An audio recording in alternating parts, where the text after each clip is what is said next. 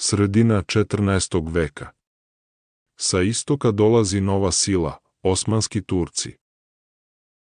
1354. Turci osvajaju tvrđavu Galipolje i ulaze u Evropu.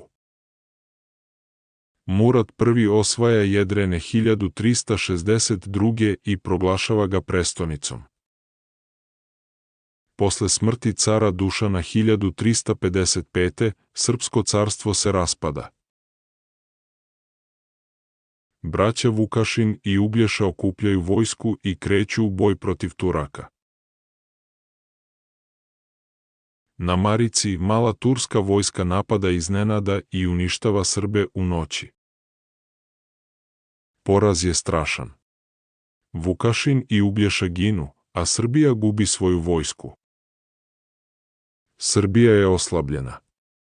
Mnogi knezovi prihvataju tursku vlast i postaju vazali. Makedonija i Bugarska padaju. Turci su sve bliže granicama Srbije. Prvi susreti su završeni. Turci ostaju, a Kosovo čeka svoju sudbinu 1389.